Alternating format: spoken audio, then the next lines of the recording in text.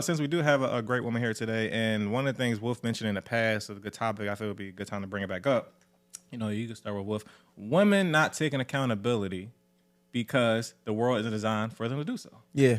So you want to start. That was one of the Wolf's quotes for sure. Yeah. So maybe you can start with that, and then maybe she could piggyback off of what she thinks about that statement. Shit. But so I feel like a lot of times we talk about accountability. Of course, I wrote the book, The Art of Accountability, and we make it a thing as if like you hear it a lot. Women don't take accountability, and in context to what I was saying to Q was that it's not designed for them to have to. It's not, I like for as a man or whatever, and I'm not making this a divisive discussion, but it's like naturally it's embedded into how we are raised. Whereas though, even if you're a little boy with a little sister, it's always like, don't let nothing happen to your little sister. So like if something happens to your little sister, I'm going to be held accountable because it's my job to protect my little sister. And we kind of embody that and embrace that. Now, some men deviate from that, but at the end of the day, naturally, if you being raised by men, they're going to instill that into you. Whereas though, it's already a situation where like we're gonna have more grace when there's a little girl. You know what I'm saying? Like even it's true. You see what I'm saying? So with that grace, it's almost like, well, it's not my fault. You know what I'm saying? And because we design that, as they get older, it becomes a thing where even if you look at it like if I get a woman pregnant or whatever the case may be, I gotta stand with that. Now it's up to me what type of father I decide to be. If I decide to be present or not, I can make that choice because I made the choice to lay down with her. But the moment I ejaculate, I essentially give off my rights. You know what I mean? Where though, if a woman want to or don't want to, it's her choice. So when we say the lack of accountability in that sense is like, if they don't want to be a parent, they could just be like, well, I'm not doing it. You know what I mean? Even if the guy's like, no, let's do this. I'm ready. It's really not. So it's like, even if they like, all right, well, anything that I feel like they don't like can be altered, changed. And it'll be, as opposed to the friends saying like, oh, you're wrong. It's almost like, girl, it ain't your fault. That's him. He should have. And it's like, that's where I feel like it's not designed because naturally the communities and the support systems are more so aligned for women to kind of feel where each other is coming from. So it's like, even if a girl blew up his house, it's like, but he broke her heart. So it's almost like it's justified in a sense. So it's like, for me, I feel like, whereas though as a man, even if my homie wrong or right, I mean, not even if I understand my homie's coming from, if he's wrong, yo, you're wrong. And I feel like, I'm not saying all women don't do it, but I'm just saying it's not designed naturally. It's not, it's not it's not something where it's like in a framework of growing up as a woman in a sense. Absolutely. But yeah, you could tell me your thoughts on it and your perspective as well as in Q. Yeah, sure thing. So I think that things have become so progressive, right? To your point, right? So back in the day, at least a woman had to mind her body count. Right? Like there was it might not be accountability measures, like accountability, had double standards in certain respects, for sure.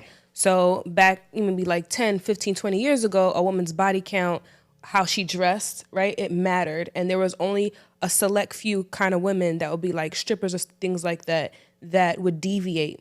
And now it's become mainstream, right? Like you could just go right on Instagram and scroll and see the Megan challenge and all these things. And so it is true. It is now, right?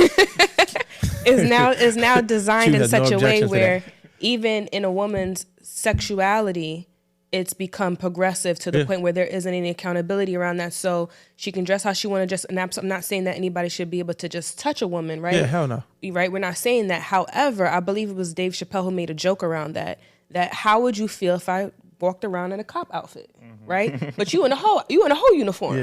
You know what I'm saying? So I'm going to think that you propositioning. Yeah. And so it's becoming so chaotic and confusing for men because now you guys are faced with situations where you can't even pull up on a woman and say hi without that becoming seemingly a threat. And then on the other side of it, where women push the goalpost is, well, where the men at? None of the men are trying to holler at me. Yeah, because if I say something to you, you might look at me like I'm creep. Yeah. It's a thin line between being cute and creepy. Right. And it's so subjective, and I don't think that women don't understand that. Like, the same action can be done by a guy, and it could be perceived totally different. Like, for instance, if a guy you like pop up to your job with flowers, oh my gosh, she's so thoughtful. This is so cute. Oh my girl, look. Right. If a guy you don't like pop up to your job with flowers, he's a stalker. He's a creep. This is the same thing happening. Same woman. And because men are objective, meaning like we see things logically, we see the act as like, well, the same thing occurred. But I get it. Life is subjective, but you can't think that everybody's subjective matches yours. Absolutely. To feel like, oh, well, he's going to know that he's a creep for doing this. Right. He's seeing it work for him. He thinking that's the ticket. Like all I gotta do is pop up to the job with flowers. He don't know the connection you have with the person. You know, he just know that that's what worked. So he just mimicking what he saw. So, you know, I always say what women is like, even I go on their page and say no DMs. And I'd be like, yo, like imagine looking for DM coming though. But look though, imagine looking for a job and you walking past a store and it says not hiring. Right. And it's like they think that they blocking the fuckboys, but in reality, you blocking all potential candidates. Now, granted, I'm old school, so I'm not really going to be like, oh, I'm trying to pop in a DM. I feel like genuine connections is formed in person. But the fact of the matter is, how are you presenting yourself as saying I'm not approachable? So if you're wondering why the right guy is not coming your way, is because he already reading the situation like this person don't want to be approached. But what should be happening is understanding the boundaries and let me see, your criteria. That's the word I'll use.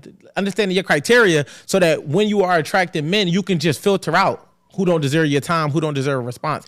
But that's the thing. You cannot, one thing that people have a hard time grasping is the concept around you don't control all your consequences. You can't.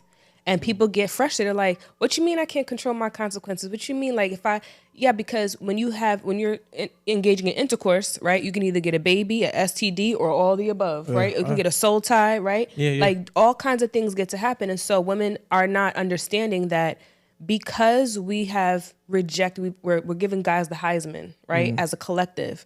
There's a consequence to that. Yeah. That consequence we do not control. No, that's a fact. So men making their observation and keeping it linear and logical, like men are blessed to do so, have acquiesced and say, cool, mama, I'm not fit. You come to me. Yeah. I'ma just wait. I'ma just sit. And I was explaining this to someone that in hyper-professional environments, you are less likely to have a man come and approach you. Hell yeah. You have to go and approach this man. And women are frustrated because women are also engaging in these popular conversations around feminine energy and around drawing and attracting high value men. And so they're sitting around there practicing all these tactics to get attention from men and they're not getting it. Well, that's part of the consequence. Yeah. And it's just part of, and Q, I still want you to tap in, but this is one thing I'm going to say because she said something that I think was key. And it's part of just not listening to the men and what we say works for us. It's like you can't have a whole focus group on how to get the attention of a man without, for once, taking into consideration what the man is saying about what They don't want to do it. Gauge and grasp our attention. But another aspect to it is, I feel like, just so we clear, right? I don't think a woman has to, see, women always make the first move, right? It's just so subtle that you have to notice it. See, because I don't think a woman has to be aggressively like, yo, what's up? Take me out. Like, because I think that for me, that's a turn off. How would she say it? Yo, what's up? Take me out. Like, She from Brooklyn. Yeah. I'm really? Catering to my New Yorkers right now. What's up, my nigga? Like, what we doing? But all in all, it's like one of them situations where it's like it's subtle. Like a woman that's not interested is not gonna make herself available to you. Right. And when you experience different women in different ways and been rejected and been accepted, you could see the difference. You're like, okay, like. For instance, like it's just like even with a response. Now, sometimes women try to respond to, to be nice. Right. But it's like you can always kind of peep the vibe. Right. So in a professional, see, for me, I don't like blending. I learned my lesson way younger. I don't blend. Like, it's like I'm not, if we in a professional settings, you would have to almost like be straight up. Well, I'm in a relationship now, but I'm just saying prior to, I would have to know that that's what you want because we got to set the agenda. What is this? Right. Like, cause I'm a relationship coach and I've done marketing. My so it's like, I don't know that you just booking this session to get close to me. I'm thinking you genuinely want service, and now the whole time you trying to get service. She wants service. You know what I'm saying? Like you're trying to get service. Right. So it's like for me, I just now even when I'm on the other end of it, I thought this was a full straight, service situation. Hey, No. I'm very integral. So it's like I take offense to somebody that would think that I would use my profession to solicit and, get women. Like, I'm not saying I can't attract women through being who I am, but that's not my intent behind it. Right. Like, imagine a dude that's trying to be a personal trainer that's creepy to me.